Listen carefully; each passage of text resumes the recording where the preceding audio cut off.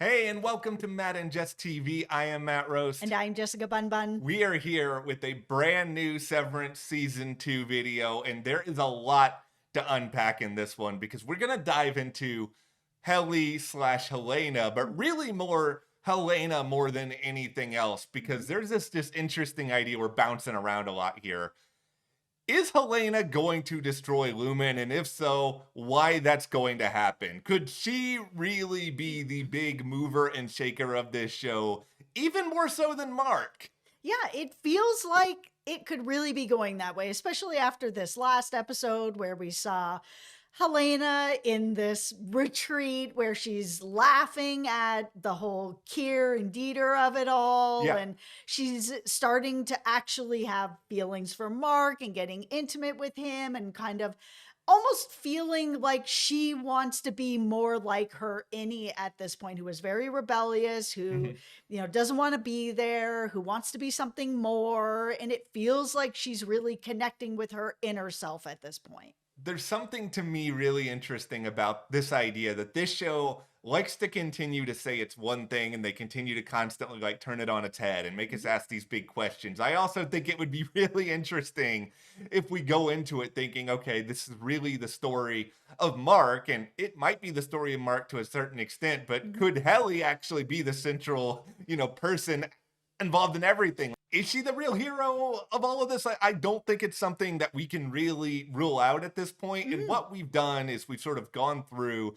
there's a lot of evidence that the show is going in this direction really from the very, very start. It's going to be a fun little discussion. And of course, we want to know what you guys think about it along the way in the comments. But before we do go further here, be sure to hit that subscribe button because we are going to be here with more Severance reactions and reviews through a lot of season 2. This show has already taken us on a journey. They've taken us out into the middle of the wilderness. Who knows where they're going to go from here, but we want you guys to be along for the ride. Absolutely. And also join our Patreon. Over there, we are covering The Pit exclusively. That's airing on Max. And you already have Apple TV, and we are covering Prime Target over there exclusively. It is the only place that you can get those videos. And thank you so much to everyone who is supporting us over on Patreon. It helps us to be able to continue to bring you these videos over here on YouTube. Thank you guys so much. We really, really appreciate that. Now, first and foremost, we're actually going to go back all the way to the pilot here for a second, the very first episode. Beep, bop, bop, bop, boop. Okay, we are in the past. Who's the first character we really spend a lot of time with on screen? It's Helly. It's not Mark. We hear Mark's voice, but Helly from the start is how we really enter the severed world. And I think that's pretty interesting when you think a little bit more about what we know about her now. And also just the question of, why did she become an Innie in the first place? Because, yeah, there's this argument that's sort of made in the season 1 finale. It's just like, I'm willing to do this, so that means that it's safe, that means it's something I really believe in. And I think there's a certain part of that. But to me, she could have hired somebody to do this. Like, she didn't need to ever become an Innie herself to show confidence. So it's just like that, to me alone, sort of suggests that there's a certain unhappiness that she has with her life. There's a desperation that she's trying to find a way to escape. Yeah, there's a lot of the Innies feel like their outies are having some sort of crisis, unhappiness, depression that's going on in their real life. And we've seen Helly becoming more and more happy, having this relationship with Mark, finding love. And then we see Helena on the outside watching this relationship blossom. She gives this story where she's like, I didn't like the outie that I saw. She's alone. She's, in her apartment by herself. She doesn't have any real life outside of like work. There's just nothing going on for her. She's an unhappy person. So is that the reason that Helena was like, all right, I'll do it? Or is it more of pressure from her father, pressure from the family to be like, okay, if we're really going to pull people in, somebody from the family has to actually do this. It's the only way to prove that it is safe, that it is okay, that we are willing to be the face, stand on it ourselves. Well, I wouldn't let my daughter do this if, it wasn't safe, right? I think it might be an all of the above situation because I'm sure she did get a lot of pressure. We've already seen some of the Yes. pressure that's put upon her. So I do think that's an element to it, but I think there's also this element of, she's lived a very certain life where she feels really, really trapped and she may not agree with everything the company is doing, but she Mhm. doesn't really have some sort of a choice. So I think for her, it's really an opportunity to try to find something else. But I think it's probably devastating on some level then to Helena to know this idea that Helly in season one was as miserable as she was, but there was actually even a clue baked into that for a moment. Like, put on her tinfoil hats. I should All have even right. said that earlier. All right, we got them on. Okay. Both Helly and Helena clearly have a pretty vast rebellious gene here. And I'm not saying that Dan Erickson, creator of Severance, has taken a lot of psychology classes, but I feel like he probably has. There's a lot of talk about the subconscious within this show. And we've seen everybody from Mark to Irving try to find a way to manipulate that Mhm. on some level, and that there are these similarities between innies and outies. I don't think it's a coincidence that the innie version of Helly has as much rebellion in her as we have seen. And that's something that Helena has probably tried to repress on some level because she knows that she shouldn't have it. But even the nature of her going in there as Helena now, that is sort of rebelling against her own previous idea. And yeah, sure, Milchick knows about it. Other people knew about it before she decided to do it, presumably based on this past episode. It's still a rebellious thing for her to do, is to go in there and effectively play pretend.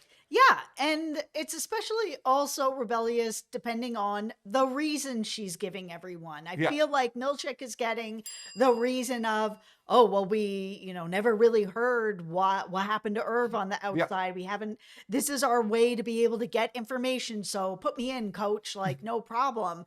But we did see that moment where she rewatched and rewatched Yeah. that moment of Helly kissing Mark and having that intimacy that I don't think she has in her outie world where she's like, well, I want that. So the Yeah. selfishness of it, the rebellious of it, to be like, okay, I'm actually going in there to have this relationship more than any other reason. Yeah, and this all then ties into why Helena may end up being the catalyst for Lumen's destruction, or at least the destruction of Lumen in its current form under this big Kier umbrella. Because I Yeah. think we can look now in a wide array of ways of how she does not like Kier in any way, shape, or form. Yeah. If you have been watching these videos for a while, then you know that I've had this idea that a lot of these executives, higher level Lumen employees, have some personality traits implemented or programmed into themselves from Kier. It's sort of like how seemingly Mark may be programming Gemma to some extent using ideas from his own subconscious Mhm. here. It does not seem like Helena likes any of this Kier programming, Kier juice that's going around here Yeah. because her father speaks to her in a way that's very outdated. It seems like there's an Mhm. element of Kier in there, but he's also really, really unkind to her in a lot of ways. And if this has sort of been her upbringing, I'm sure this is not the first time that Helena has been called terrible things by her father. It's probably left her with a really sour taste in her mouth towards Kier and that vernacular and that ideology in particular. Yeah, because we saw her even speaking to Milchick in the Audi world where she did mention Kier and, oh, we're all doing this for Kier Yeah. and Kier's ideas and Kier's theories, and we're all part of the Kier world. We're all drinking the Kier juice, Yeah. as you've been saying. But then when we see her at this retreat and she hears this story about Dieter, her first reaction is just to laugh at it. And Milchick is just like, what are you doing? This is very serious. And she's like, is it? Is it that serious? This is so ridiculous that it tells me that Helena does not buy into it and that she, as many people feel on retreats, feels safe to be a little more Yeah. themselves, to let a little more loose, where she's just like, oh, this cure stuff is ridiculous. Yeah, I don't know if there's going to be people out there that are going to say, oh, she's acting as Helly and Helly would laugh at this story, but I just don't really buy that. Like, I just think that there is, No, it felt like a genuine, like she just couldn't control her laughter, just came out, and then she yeah, was like, okay, well, I guess I gotta continue on. yeah, she just knows that all of this is absurd, and I think she's really sick of it. Like, I think she probably does value the idea of having a company and being successful, I think if she didn't, she wouldn't be at Lumen at all. So I'm not going to sit here and being like, Helena's some charitable saint, but I think that she feels like a lot of this other stuff is just nonsense. She's laughing at this story of Dieter, but I think the irony here is that there's a much closer parallel between her and this Dieter story than she would even kind of know or Mhm. think about, because Dieter, especially with that description of Dieter at the end of that story, Mhm. is kind of monstrous or different or an other, and that's kind of separate from Kier, who is kind of viewed as this absolute, as this ideal. There's this bizarre sort of way that you can view that story where Helena is suddenly the Dieter in this world, and then Irving is sort of set up as the mirror to Kier in that sort of way, where Irving sees the temper woe, and Irving then tries to destroy her, almost as though the subconscious of Kier knows that Helena is no longer down with the cause, and it's trying to find a way to actively then destroy Helena before it Mhm. spirals out of control. Yeah. I just think it's a really interesting thing to think about at this point, because she's clearly being softened to some extent by Mark. You mentioned this idea of, she doesn't like to be alone. She's actively working with Mark, at least seemingly, to try to find Gemma. And I don't think all of that is an act. Like, I think she does care about him. Yeah, I think that now that they've been together and they've gone to bed together, even Yeah. though I'm sure Mark is upset that he's learned that he's slept with somebody who was not Helly, Yeah. that it is Helena. And I know, yes, they're technically the same person, but they're not. I mean, we've seen the innies and outies of all of these people, and they're all different. Yeah. And, it's just the complexity of people. We have these sort of personas that we have on the outside that everybody gets to see, and then you have your inner self or your more shadow self of things you don't want everybody to see. And in this world, it's almost like it's opposite. Your outie world is the shadow self that you feel a bit embarrassed about and you don't want Yeah. people to see.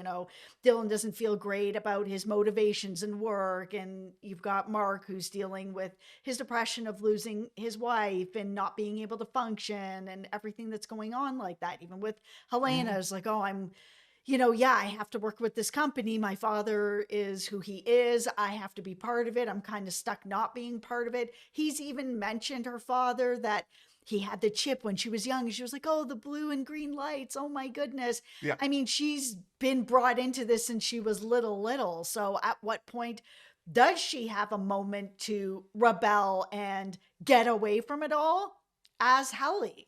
Yeah, it's a perfect sort of escape for her. Obviously, she can't predict where it was going to go in this episode, or that her secret could be potentially exposed at this particular point. But if we are to sit here and say this line of thinking that, okay, Helena wants to completely reshape Lumen into something else entirely. She wants to destroy it in its very particular form. How is she going to do some of that? I think one of the big ways to do that is to find a way to root out some people who are more in line with Kier's way of thinking. It might just be a happy accident that this is how Irving is out of the picture. If Irving is a vessel of Kier, which feels like it might be possible, but also she certainly seems to be intent on taking out Cobell at this point, and Cobell is very much a Kier purist based on what we have seen on the show so far. Yeah, Cobell is going to be the most interesting part of this season because she is a Kier purist. It does Yeah. feel that way.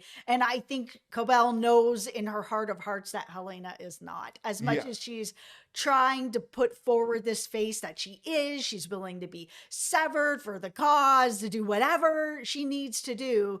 Helena's more about company and family and less about Kier, and Cobell is all about Kier.